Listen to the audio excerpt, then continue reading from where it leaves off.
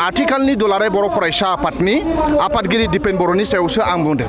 आंहा दुलाराय बर' फरायसा आफादखौ आं जेबो बुङाखै, नाथाय दुलाराय बर' फरायसा आफादनि मानसिगिरियाव जिरायनाय दिपेन बर' बिथाङा जेरैबायदि एक्टिभिटिस खालामबाय थादों बे टटेलि पलिटिक्स आरो बिथाङा दुलाराय बर' फरायसा आफादनि मासियाव जिरायनानै बेफोरबायदि राव बाहायनाय बेफोरबायदि एक्टिभिटिस खालामनाया बे जोंनि थाखाय दुखुनांथाव बाथ्रा। दुलाराय बर' फरायसा आफादनि आफादगिरि बिथाङा गाहाय मावख' एबसु अफिसाव प्रेस मिटनि गेजेरजों बुंदोंमोन जे बिटिसि एसेम्ब्लि जाय लाइमोन फरायसाफ्रा गाग्लोबदों बेयाव जुदि 1%बो इभिडेन्स दङब्ला बिथाङा गाव रिजाइनेसन होगोन होनदों। आं बावसो बुंदों जे दुलाराय बर' फरायसा आफादनि गोबां दैदेनगिरि इउनिभार्सिटि लेभेलनि कलेज लेभेलनि आरो दुलाराय बर' फरायसा आफादनि गोथार फिरफिलाखौ लानानैनो बिथांमोनहा एसेम्ब्लि सिङाव हाबदों आरो एसेम्ब्लिखौ गाग्लोबहैदों होननानै दिनै जों बिपिएफआ पावाराव फैनायनि उनाव दुलाराय बर' फरायसा आफादा नंबां जांबां खामानि मावगासिनो दंमोन। आं ओंखायनो सोंथि सोंदों, साननैसो सिगां प्रमद बर'आ सिफ जानानै थानाय समाव फटबट जरायाव आदानिनो हा होनानै थानायाव दुलाराय बर' फरायसा आफादावबो थैनानै दंमोन। जुदि आदानिनो हा होनाय फटबट जरायाव एबसुनि आफादगिरिया फंसेबो बाथ्रा बुंदोंब्ला आंबो बिपिएफ नागारगोन।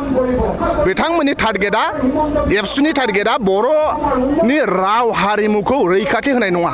एबसुनि टारगेटआ जेरैखि जाया प्रमद बर'खौ सिफ खालामफिननो नांगौ, हाग्रामा महिलारि सारखौ डिस्टार्ब खालामनांगौ, हाग्रामा महिलारि सारखौ बर' रायजो राजाजों गाज्रि मोनहोनांगौ, बेयावसो बिथांमोनहा नांथाबनानै दङ।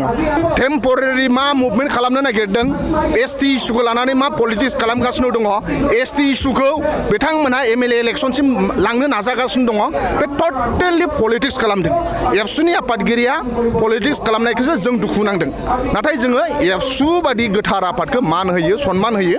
बड'फाया बावनो खामानि मावलांनाय, आंबो एबसुआवनो खामानि मावलांनाय। साननै आवगायाव नोंथाङा समाजारि बिजोंनि गेजेरजों एबसुनि आफादगिरि दिपेन बर'खौ बिबान आगारनांगौ होननानै खोथा बुंनायनि बेरेखायै दुलाराय आसामावनो जिल्ला बा आन्चलिक लेभेलाव एबसुआ नोंथांनि सायाव खुद्रिखांनाय हाबाफारि लानाय नुनो मोनदों। दा बेनि सायाव नोंथाङा मा फोरमायगोन? आं दुलाराय बर' फरायसा आफादखौ मान होयो। दुलाराय बर' फरायसा आफादनिफ्रायनो आंबो फैनाय मानसि आरो दुलाराय बर' फरायसा आफादावनो बिबान लानानै बर' हारिनि बिफा बड'फाया खामानि मावलांदोंमोन। दुलाराय बर' फरायसा आफादा अरायसम साफ्रोमबो बर'नि गोरबोफोराव दङ, जाय जिखि पार्टियाव थाया मानो। नाथाय दुलाराय बर' फरायसा आफादखौ सबबो अनो मान होयो। नाथाय आथिखालनि दुलाराय बर' फरायसा आफादनि आफादगिरि दिपेन बर'नि सायावसो आं बुंदों। आंहा दुलाराय बर' फरायसा आफादखौ आं जेबो बुङाखै, नाथाय दुलाराय बर' फरायसा आफादनि मानसिगिरियाव जिरायनाय दिपेन बर' बिथाङा जेरैबायदि एक्टिभिटिस खालामबाय थादों बे टटेलि पलिटिक्स आरो बिथाङा दुलाराय बर' फरायसा आफादनि मासियाव जिरायनानै बेफोरबायदि राव बाहायनाय बेफोरबायदि एक्टिभिटिस खालामनाया बे जोंनि थाखाय दुखुनांथाव बाथ्रा।